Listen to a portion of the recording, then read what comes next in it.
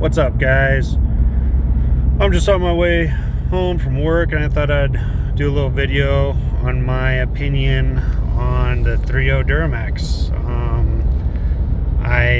That was a truck I had before my 19 Ram 2500 that I have now, and I figured I'd just tell you guys my experience on them, on the 3.0 Duramax. My previous truck was a 2021 Sierra AT4 with a 3.0. I bought it brand new in 21. It was April of 2021, and I had it until 2023 and put 57,000 miles on it. So I feel like I have some pretty good experience. I'm going to tell you the pros and cons that I felt with that vehicle. Let's start with the pros. Obviously, if you've been looking in the 3.0 Duramaxes, you know fuel mileage is key with those things. I was on 33s and was averaging anywhere from 23-ish all the way up to 27-ish mile per gallon. I did have the S&B intake tube, and what else? I believe that was it on that truck. But it was a great truck.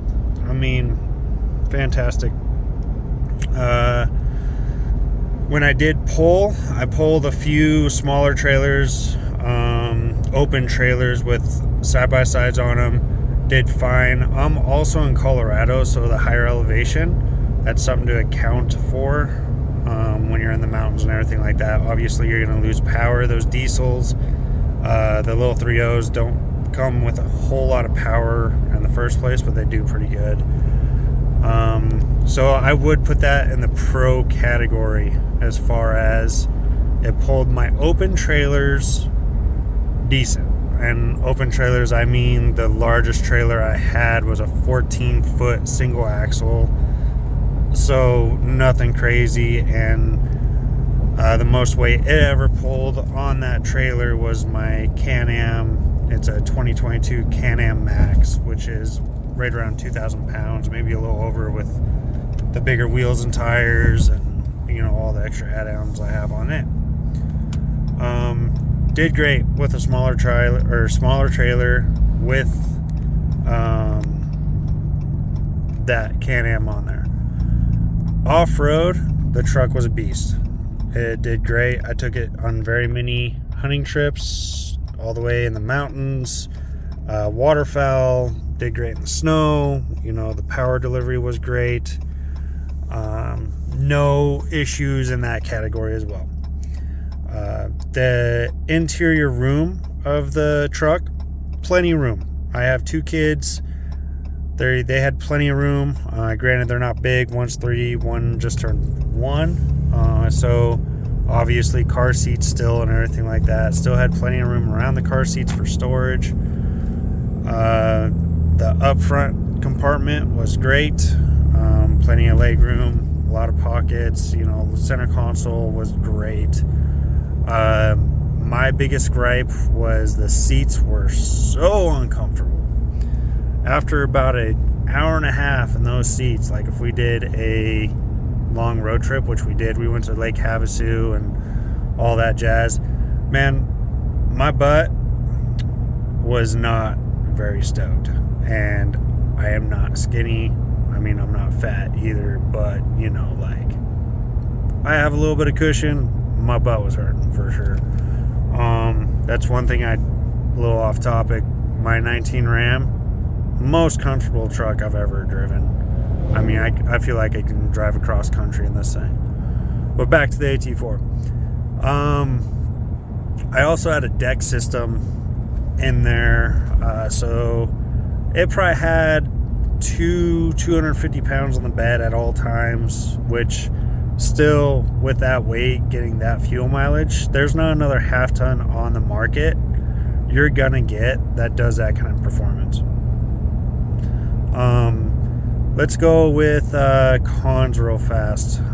I already gave you guys one con, and that was the interior like the front seats when you're driving. It's just, it's like sitting on a brick. Not very great. The other con, my biggest con, which got me to sell that truck for my 19 Ram. Two scenarios. We upgraded the open trailer to a 7.5 by 18 foot enclosed side-by-side trailer. If you haven't seen those, they are quite a bit taller than your normal enclosed.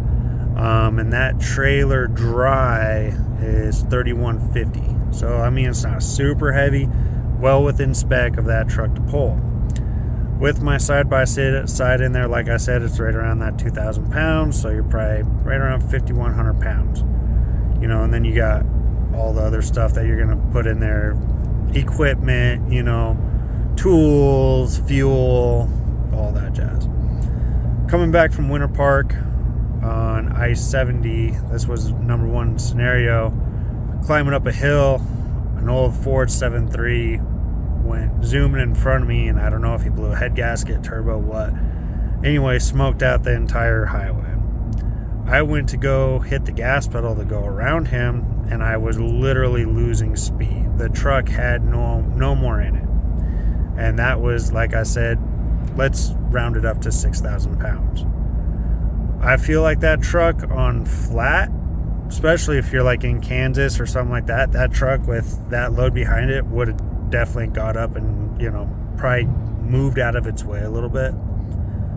Just that scenario, going uphill, being up in the mountains, it was very, very difficult for it. Second scenario in Wyoming, had a 50 mile per hour headwind. Same deal, same trailer, Can-Am in the trailer. I was foot to the floor doing 65 mile per hour. I couldn't even do the speed limit. And on top of that, I had semis passing me, and that half ton was just, it wasn't heavy enough, causing the whole truck to like do a little dance, right? Going side to side, which then would wag the trailer, which it was just, you're white knuckling it the whole time. It's not very fun. My Ram currently has no issues with the hills, the wind. I mean, you give me 100 mile per hour headwind, it's going to pull it just fine. Is it going to do it fast like the Ford or the GM 2500s? Probably not, but it's going to pull regardless. You put the pedal, you're going to go. Let's see. The other con I had with that, those 10-speed transmissions, they shift like butter. I did actually really, really like that 10-speed. However, certain models, or at least, issues with that 10-speed is the oil pump on them. Mine did have a faulty oil pump on it, and after towing that trailer, that said trailer, and even my open trailers, I'd get to my destination, and you would hear that transmission just knocking, or that oil pump just knocking.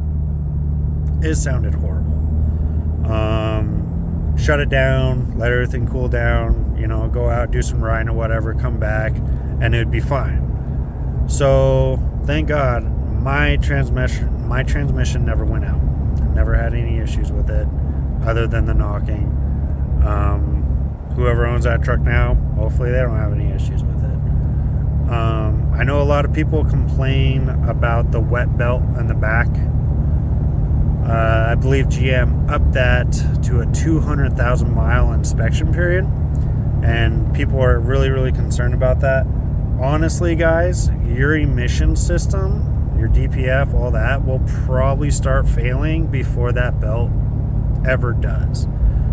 Those emission systems, they start getting finicky right around the 150,000 mile mark if they run good. If you get one that's faulty and it's, faulting right away, well, you're just one of those unlucky ones, and hopefully they come with a diet system soon, so you don't have to deal with any of that.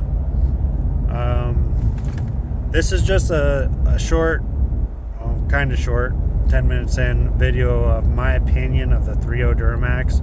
If you're looking for a 1500 to just go to town, drive every day, and tow some trailers here and there, nothing super heavy, especially if you're in the Colorado Rockies. Dynamite pickup. I mean, honestly, if I didn't have the trailers I do and I was just towing light, I would go back to a 3.0 Duramax in a heartbeat. Even with the issues I did have, I would do it in a heartbeat. If you guys have any questions for me on the 3.0 Duramax or want me to cover any more on it, or I can do a comparison to the 3.0 Duramax, my previous truck to my current truck, which, like I said before, is a 19 Ram 2500 with the Cummins. I would be more than happy to do that for you guys. Leave a comment and let me know what you guys think. Have a good day, guys.